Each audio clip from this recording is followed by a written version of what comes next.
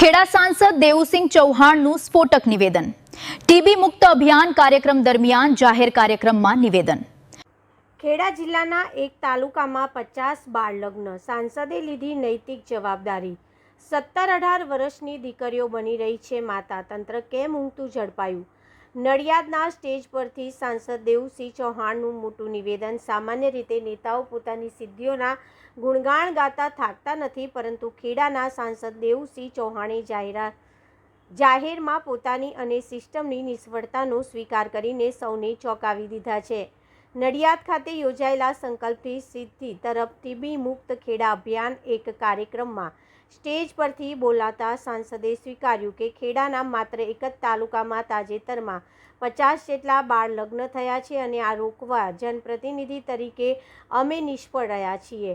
સ્વાસ્થ્યના કાર્યક્રમમાં સાંસદે જે રીતે સામાજિક દૂષણ પર ખુલ્લેઆમ પ્રહારો કર્યા છે તે વહીવટી તંત્ર અને સમાજ બંને માટે લાલબત્તી સમાન છે।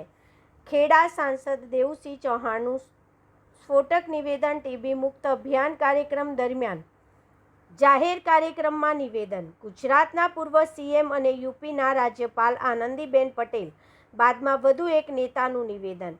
સાંસદ દેવુસિંહ ચૌહાણનું બાળ લગ્નને લઈને આંકડાકીય માહિતી સાથે સ્વીકાર। રાજ્યમંત્રી સંજયસિંહ મહિડા, ધારાસભ્ય પંકજ દેસાઈ, મહેમદાવાદના ધારાસભ્ય અર્જુનસિંહ ચૌહાણની ઉપસ્થિતિમાં જ નિવેદન। સમાજ વ્યવસ્થામાં કેટલીક માન્યતાઓના કારણે સમાજ વ્યવસ્થા વહેલું લગ્ન થાય, દીકરા દીકરીને આપણે વહેલા પરણાવીએ, જેના કારણે જે માતા બાળક હોય છે તે માતા બાળક હોય તેને બાળક આવે તેવું જોઈ રહ્યા છે। પ્રાંત અધિકારી દ્વારા પીએસસી સીએસસીનો એક સર્વેમાં બહાર આવ્યું, મહેમદાવાદ તાલુકામાં બાળ લગ્નના કારણે બાળ અવસ્થામાં જ ઘણી બાળકીઓ માતા બની। 100% પ્રસૂતાની હોસ્પિટલમાં પ્રસૂતિ કરાવવામાં આવે છે। 17 વર્ષની ઉંમરે મહેમદાવાદમાં કેટલાય ગામડામાં 18 પ્રસૂતા બાળકીઓએ ગર્ભધારણ કર્યો। 18 વર્ષ પહેલાં 48 બાળકીઓ કુમળી વયે માતા બની। એનો અર્થ એ છે કે 50 દીકરીઓ બાળ લગ્ન કર્યા। દેવુસિંહ ચૌહાણે માહિતી આપી, આ 50 બાળ લગ્ન થયા તેમાં સમાજ સુરક્ષા વિભાગ નિષ્ફળ છે, તેના માટે અમે પણ જનપ્રતિનિધિ તરીકે નિષ્ફળ। અમે હજુ સંદેશો નીચે સુધી પહોંચાડી શક્યા નથી, લોક કેળવણી લાવી શક્યા નથી કે તમારી દીકરીના બાળ લગ્ન ન કરો। બાબતોમાં એક બાબત એવી આવી કે ટીબી થવાનું મુખ્ય કારણ કુપોષણ છે। એટલે કુપોષિત હોય એને ટીબી થવાની શક્યતા વધારે છે અને કુપોષિત થવાનો પણ એક સામાજિક વ્યવસ્થા સાથેનો સંબંધ છે, વિશેષ કરીને ખેડા જિલ્લામાં, જેને આપણે બહુ ધ્યાન પર લેતા નથી।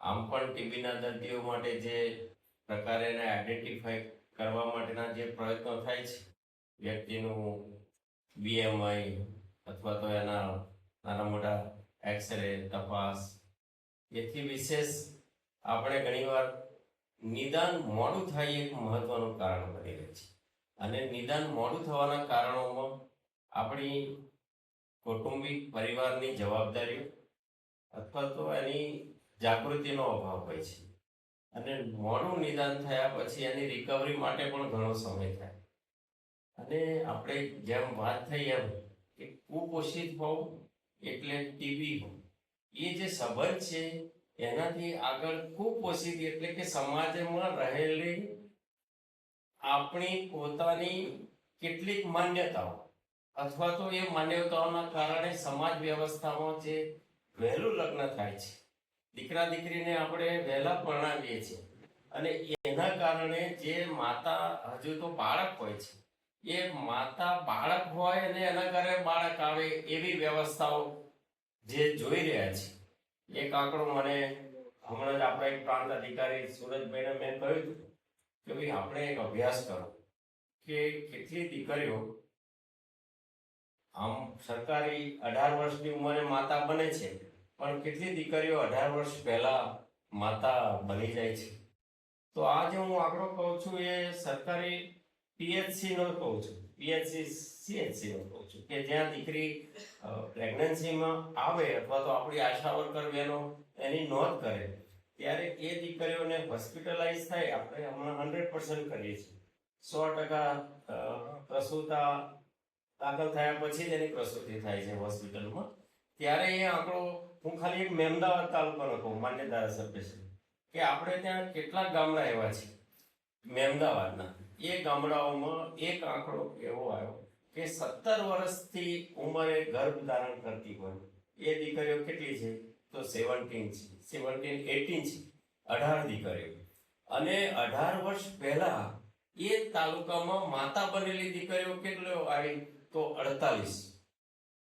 એનો અર્થ શું થયો કે આ 50 દીકરીઓએ બાળ લગ્ન કર્યા. અને આ બાળ લગ્ન જે 50 દીકરીઓ કરી તો આપણો સમાજ સુરક્ષા વિભાગ પણ એની જવાબદારીમાં નિષ્ફળ છે. અને જવાબદારીમાં કોઈ વિભાગ નિષ્ફળ નથી, અમે નિષ્ફળ છીએ. અમે નિષ્ફળ છીએ જનપ્રતિનિધિ તરીકે. અમે એ સંદેશો નીચે સુધી પહોંચાડી શક્યા નથી, અથવા તો લોક નેતા તરીકે લોક કેળવણી આપી શક્યા નથી કે તમે તમારી દીકરીનું બાળ લગ્ન કરીને અહિત કરીને. એટલે આખી ચેન છે. કુપોષિત થવા પાછળ જે બાળ લગ્ન પાછળની એની તંત્ર, એકલું તંત્ર પર છોડી દઈએ તો ન થાય. આજે તમે જોઈ શક્યા છો આ દ્રશ્ય, તો એ તો તંત્રમાં લાગણીશીલતા, સંવેદનશીલતા હતી ત્યારે જ આ દ્રશ્ય ઊભું થયું છે. જો તંત્રમાં અને તંત્રના વડામાં એ સંવેદના ન હોય તો એ પોતે હમણાં જ કહ્યું કે મેં એક જ ફોનથી મુનિ આશ્રમના સેવાભાવી સંસ્થાના વડાઓને એક ફોન કર્યો અને બીજા દિવસે એમનો જવાબ આવી ગયો કે અમે તમારા જે પણ દર્દીઓ છે એને 6 મહિના સુધી સાચવીશું, એને અમે પૂરેપૂરી કીટ આપીશું. એનું કારણ શું કે બંને પક્ષે સંવેદના પડી છે.